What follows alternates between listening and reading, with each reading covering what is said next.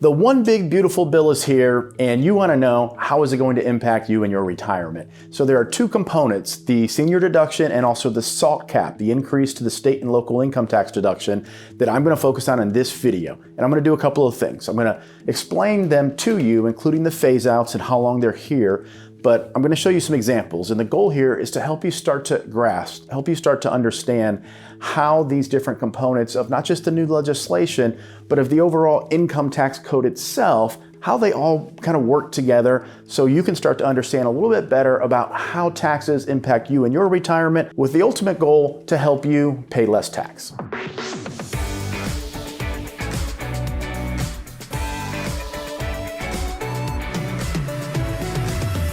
All right, this is taxes, so I'm going to try to make this as exciting as possible, but there are some numbers we're going to have to get through, but I'm going to keep it super high level and communicate it in a way that I hope you really understand it. But if you do have questions or comments, just put them down below. Maybe we'll do a responder video to this, or maybe we'll just go a little bit deeper into your questions, because there may be some things that come up that I didn't think of here. So first and foremost, the senior deduction. Now, we're not going to call this a Social Security deduction because it is an age 65 benefit. So whether you're taking Social Security or not, if you are 65 or above, you qualify for this deduction. Now, originally, the plan was to make Social Security tax-free for all people receiving it. That wasn't fiscally viable, so what they did is they added this senior deduction in, and the end result is, according to a few different sources, about 88% of people who receive Social Security will not pay any income taxes on that benefit. But very important to point out, you do not have to take Social Security or have taken it yet to receive this deduction. So if you're a single taxpayer or married filing jointly, it is a $6,000 deduction if you're single. It is a $12,000 deduction if you're MFJ. Now, I have these numbers here because these are what we call phase outs. So all a phase out means is once your modified adjusted gross income, so essentially it's your adjusted gross income, it's all of your income, but you have to add back in like your tax exempt interest from municipal bonds, possibly a few other items. But once your income hits $75,000, the deduction starts to whittle away. And then once your income gets all the way up to $175,000, the deduction is completely whittled away or phased out. So when you hear the term phase out, that's all it means. There's a threshold that it kicks in, and then another threshold to where the deduction is fully gone. So $6,000 is the deduction if you're 65 and above. The phase out starts at $75,000, and once you get to $175,000, it goes away entirely. If you're married filing jointly, the deduction is $12,000 and your phase out starts at $150,000 of modified adjusted gross income. Whittles away as your income goes through this threshold. And if you get to $250,000, the deduction is entirely gone. So how does the phase out actually work? Well, it's 6 cents on every dollar that you're above the first threshold. So if you're a single taxpayer and you have $100,000 of modified adjusted gross income, well, the threshold starts at $75,000 for a single taxpayer. But if you're at $100,000, you're $25,000 over that threshold. So all you do is you multiply the dollars that you're above the threshold times 0.06. This comes up to $1,500. So your standard or senior deduction reduces by $1,500. So instead of being $6,000, it's now $4,500. So these phase outs are throughout the entire tax code. And it's just important, I wanted you to understand how they actually work, how they're calculated, because if you fall into this range, then you'll be impacted. Now, I'm going to spend a few minutes here with just some real basics of the tax code, because the fundamentals or the basics, that's really what you need to start grasping in order to really do some of your own tax planning. So we're just going to start with the standard deduction and show you what it is today and how this new senior deduction impacts you or how it increases it overall. So if you're a single taxpayer, your standard deduction is $15,750. We're going to do some examples of this in just a minute so you can actually see it in context of how it actually works. There's another deduction called a bonus deduction or an extra deduction, $2,000, and then you have the senior deduction if you're over age 65. Both of these, though, are for age 65 and above. So if you're 63 and a single taxpayer, your standard deduction is $15,750. Married filing jointly is $31,500 plus $3,200. That's your extra. So it's $1,600 per spouse, or $3,200, plus the senior deduction of $12,000. So it's $6,000 per spouse. This gets you up to $46,700.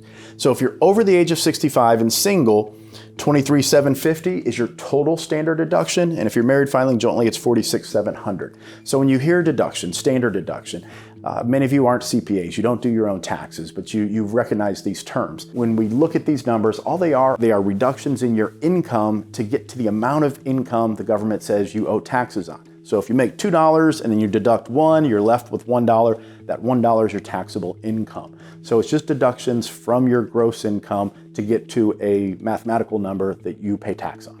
Now, to expound upon that a bit further, I have some real life numbers here. So if you're a single taxpayer, $50,000 of gross income, you're 65 or older, your total standard deductions are $23,750. You subtract those out, $26,250, that is your taxable income. That then is what you pay tax on. So some of that goes into the 10% bucket. Theoretically, you have a 12, you have a 22, you have a 24, but at this level of income, you're not paying much tax at all. But that's how that standard deduction works. Same thing if you're married filing jointly, $70,000 gross income minus your standard deduction leaves you with $23,250. Now, a very important part of the tax code that you need to understand for planning purposes, and it's not the best one to look at, but it is important to understand, is that when one spouse predeceases the other, you do go from the married filing jointly to the single brackets. So we talk about this with clients a lot. We talk about this in some of our other videos here, but from a tax planning perspective, it's important because you see here, all the extra benefits. So we get this larger deduction. Even though we have more income, we actually have a smaller taxable income base here, and the brackets are larger, meaning you can have twice the amount of income almost, depending on which bracket you're in, but around that, and be in the same bracket as you would be over here. So you lose the deductions, your buckets, your tax brackets, they drop significantly. And it's just something to be aware of, because where it really can impact you is when you have large retirement account balances. Those large retirement accounts, you're forced to distribute money from them. When one spouse predeceases the other, let's say you're in your 80s, all of a sudden now you're going into a single tax bracket, and now you still have to take those very large required minimum distributions, and you could see your taxes jump fairly significantly. So just be aware of it. But this is the point of the video, this is the point of the channel, is to help you start to think about some of these scenarios from a tax perspective, starting to look at things through a tax lens. We don't necessarily want to let the tax tail wag the dog, but we need to be aware of what the tail is doing so we can make better decisions when we're looking at challenges and situations that come up holistically. One last thing on the senior deduction is that it's only here until 2028. So tax years 2025 through 2028. You're filing your taxes April 15th of 2029 for 2028 here. So this is a limited time senior deduction.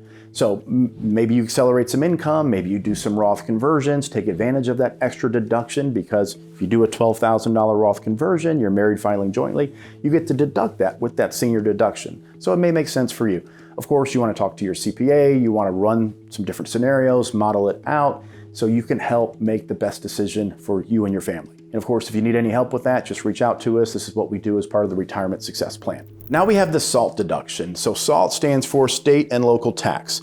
So it has been increased to $40,000 from $10,000. So many of you probably remember, especially if you're in a state that has high property taxes or high state income taxes, that once this changed in the original tax legislation, it was a pretty big deal, because the federal government has essentially been subsidizing states by allowing them to have higher taxes, and then you could write it off on your federal tax return.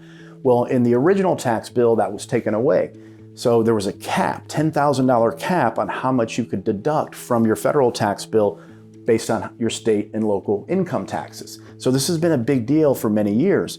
So part of the new bill, this was one of the biggest sticking points of the entire legislation here. So they decided to raise it to $40,000.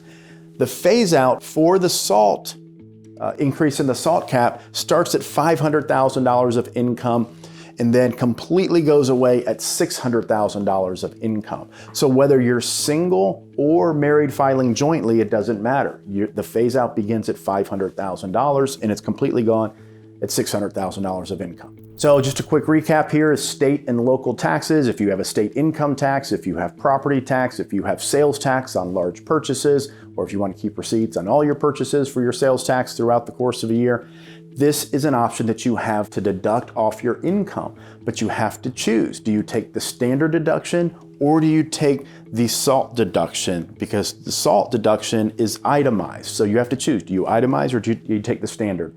This is not in addition to everything that we talked about before, except for the senior deduction. So even if you itemize, okay, you keep your expenses, you have mortgage interest, you have property taxes, you have state income tax, all of that adds up, and it makes sense for you to itemize your deductions. You can still take that $12,000 senior deduction on top of the SALT deduction if you're married filing jointly. Of course, $6,000 if you're a single taxpayer. So it kind of an interesting quirk here. Normally you have to either take the standard deduction or you itemize. Here, with this new legislation, you can itemize, take advantage of the higher state and local tax cap, $40,000 limit, deduct that, and still take the senior deduction if you're 65 or above. Okay, so a couple quick examples here, and then we're going to talk about choosing between that standard deduction, the senior deduction, the extra bonus deduction versus itemizing. Again, we're just trying to help you understand how this works so you can make better decisions. So single person, $80,000 of income, let's say they want to itemize because they have high state income taxes and property taxes. You itemize, this is your $40,000 SALT, but you still get the senior deduction of $6,000 if you're 65 or above. So $80,000 income minus your deductions leaves you with $34,000 of taxable income. Married filing jointly, same equation, except a little bit more income, you still deduct the state and local income taxes up to $40,000 cap. You get the senior deduction here of $12,000, but you don't get the standard. You don't get the $3,200, the extra, because those are standard deductions. Here we're itemizing. So that's something important to understand about taking deductions. This leaves you with taxable income of $48,000, and then this is what you would pay tax on. And we're gonna do a tax calculation near the end to show you how that works and how Social Security is taxed as well. Now we're gonna look at making the decision between itemizing and taking the standard deduction. I wanna put a summary chart here and it'll start to click. So if you're single and less than 65, your standard deduction is $15,750. If you're 65 or older, it's $23,750. Married filing jointly, it's $31,500 if you're 65 or below, and $46,700 if you're 65 or older. So now comparing the standard deductions here to the ability to itemize with this higher SALT cap. So clearly, if you're younger than 65 and single, or even 65 or older, and you have large property taxes, state and local taxes, the $40,000 SALT cap is going to be a bigger benefit for you to itemize than taking the standard deduction because you get such a substantially higher deduction than your standard. Now, if you're married filing jointly, still it's pretty clear if you're less than 65, the $40,000 state and local tax exemption, or excuse me, deduction is much higher than here. But look, if you're 65 or above, even if you have very high state and local income taxes, you're still getting a higher standard deduction than that SALT cap. But there are other itemized deductions as well. So if you have mortgage interest, for example, if you have large healthcare expenses relative to your adjusted gross income, I believe it's more than 7.5% of your adjusted gross income, whatever costs exceed that, you are able to itemize. So you would add that to your state and local property taxes, add that to your mortgage interest, and you have these itemized deductions. So if you have a lot of itemized deductions, you can add that to the state and local property taxes, and it very well may make sense for you. But part of what they did the first time around with the new tax bill, or the old tax bill now, the TCJA, is they tried to make things more simple. So you didn't have to itemize, keep receipts, and I'll do all this tracking. They just increased the standard deduction. And it worked. Most people stopped itemizing, and I forget the numbers, but I believe it's somewhere around 85 to 90% of people have been taking the standard deduction. So it's a bit more simple for people to do their taxes. But I just like to put it out in chart form here, because if you are, here in Texas, we don't have a state income tax, but we do have fairly high property taxes, for example. So if you own a home here and you have mortgage interest, you have the property taxes, you have maybe some other expenses that you're able to itemize, very well may make sense. especially if you're less than the age of 65. If you're over 65 and married filing jointly, you definitely have to have some expenses to make it worth your while. Okay, so now, don't kill me here, but Social Security taxation, something you want to know, it's something that you're interested in, I'm sure, but it is complex. So again, I'm keeping it high level. We're gonna go through this, so hopefully you understand it. And again, if you have some questions or have some comments, put them down below. I'll either respond to them or do some type of follow-up video to address them if there's enough.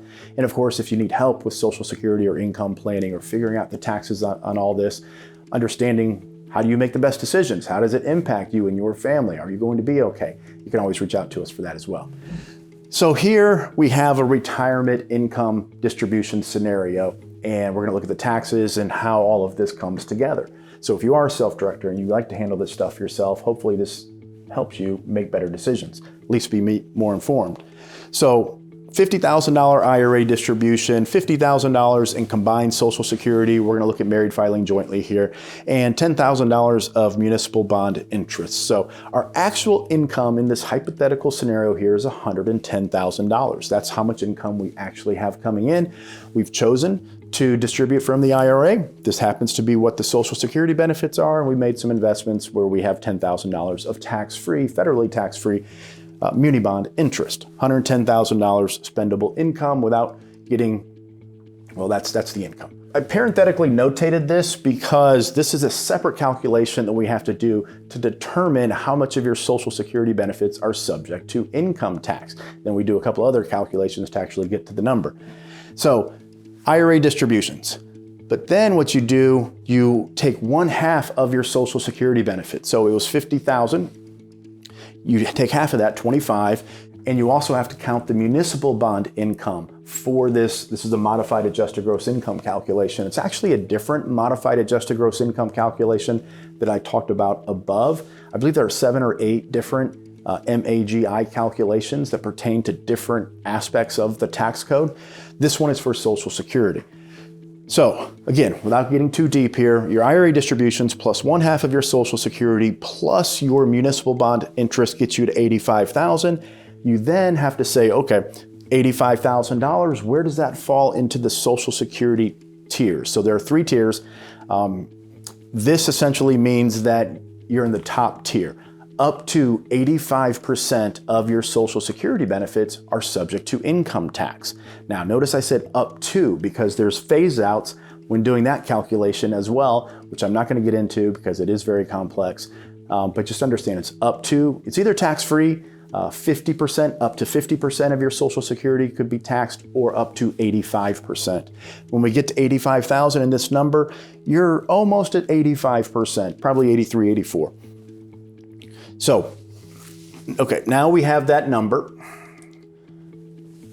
Of the Social Security benefits, the $50,000, this is what it actually comes to. $40,850 is subject to income tax. You have your IRA distributions here, so $50,040. You also have the muni bond income, but that's not subject to income tax. That's federally tax-free. So this brings your adjusted gross income, when you look at your taxable Social Security benefits and your IRA distributions, to $90,850. I'm assuming the standard deduction is taken here. So now that we have our adjusted gross income, we've jumped through some hoops there. We subtract out, assuming you're 65 or above, the standard deduction. So we reduce our AGI by this standard deduction. We get $44,150. That is our taxable income. Now, the first X amount of dollars go into the 10% bucket, and then once that gets filled up all the way, the excess goes into the 12% bucket. So what it means here is total tax of $4,821. So what is the purpose of doing this exercise? One, to help you understand a little bit more about how Social Security is taxed, but really just to show you in real world how this deduction actually works to get to how much tax you pay. So this is a pretty big deal, adding $12,000 deduction to married filing jointly or $6,000 to single. I know at the end of the day, if you're getting phased out or these dollars aren't a large amount to you, maybe it's not as big of a deal, but still, you can see anytime we can increase this deduction or your deductions, it really drops your income. And because the TCJA originally as passed has been maintained, the tax buckets, the 10%, the 12%, the 22, the 24, they're much bigger than they've ever been in your life. So you're able to put more income into them, and the rates are lower than they were previously. So you can get more income to the lower rate buckets, and that helps you pay less tax in retirement. All right, we're gonna end on an actual tax calculation, and I wanna show you how we would incorporate tax planning into an overall retirement income plan. Now, this is something that all of our advisors here, we do this every single day for clients when we're reviewing their income plans, their tax plans. So I wanna show you, kind of lift the curtain a little bit and show you how this actually works. So again, if you want help, reach out to us, but if you do this yourself, these are the things that you need to be considering when making decisions. And I wanna add this. Small decisions compound on each other over time. So even though, let's say, one tax planning decision may save you $3,000 or $4,000 today, but you keep making those good decisions year after year after year after year, that's where you get this compounding benefit of positive decision making in retirement. It's about making good decisions consistently over time, really amplifying the total value that you receive from those decisions. So this is the exact example that we looked at previously. So $10,000 of muni bond interest, $50,000 of IRA distributions, $50,000 of Social Security. I didn't do the calculation myself for the taxable component. I cheated, I came over to the software, but makes my life a lot easier, makes everyone's life a lot easier. So $40,850, that's the taxable component. Total income is $90,850, your AGI is $90,850. You take your standard deduction because they're both over the age of 65. So it's the $31,500 plus the extra deduction of $3,200 gets us to $34,700. And then beneath that, you have your $12,000 senior deduction, which brings taxable income to $44,150, your total tax to $48,221. So something important here, this is where the tax planning comes in and having visibility, why it's so important from a tax perspective. So our marginal bracket means the next dollar will be taxed at 12%, but that's just looking at the tax brackets itself. Unfortunately, what happens in the tax code is when you do take that extra dollar, a lot of times you drag something else into a state of taxation. In this instance, it's Social Security. So it's like a net. The tax code is like a net, meaning you take an extra dollar from here, it brings something else that was previously tax-free into now a state of taxation. I point this out because when we come down here, when we look at the effective tax on your next $1,000 of ordinary income, so let's say you have normal bonds, they pay ordinary income. Or if you take an IRA distribution, that's ordinary income. If we look at the effective tax, and that's essentially looking at what are we totally going to pay because we're looking at what else is being dragged into a state of taxation, it's actually 22.2% versus the effective tax on the next $1,000 in capital gains, we'd only be paying 10%. So planning, hopefully you're starting to see where I'm going with this, but you have some non-IRA assets, you have some retirement account assets, something comes up, you need to spend some money, you want to go on a vacation, whatever it may be, help out a child or a grandchild, you have to decide, where am I going to get the money from? Well, if you take it from the IRA, even though marginally you're in the 12% bracket, you're going to say, you know what, 12%, I'm in the 12% income tax bracket, that's less than the 15% capital gains rate, I'm going to take it from my IRA. Well, you'd be wrong, because when you look at the impact of all of your sources of income in retirement and the tax impact on them, you see here that you're actually paying 22% on that $1,000 of ordinary income versus only 10% on capital gains. So look, I've done videos on this in the past. This itself could be an entirely different video, and really I could break it down and do it chapters. It'd be an hour or 2 or 3 long. I just want you to understand for the purposes of this, that just because this is your marginal tax rate of 12%, it doesn't mean that that's what you're paying. Because if you take it from the IRA, you're actually paying 22%. If you take it from your cap gains assets, you're only gonna pay 10. So this is tax planning. So this is having visibility into every decision that you make in retirement and how it impacts you now and in the future. So that's the retirement success plan. This is what we talk about, a large component of it at least, when we talk about income and tax planning. And hopefully this has helped you create a little bit more visibility into how the tax code works and some of the decisions that you have to make in order to have a successful retirement.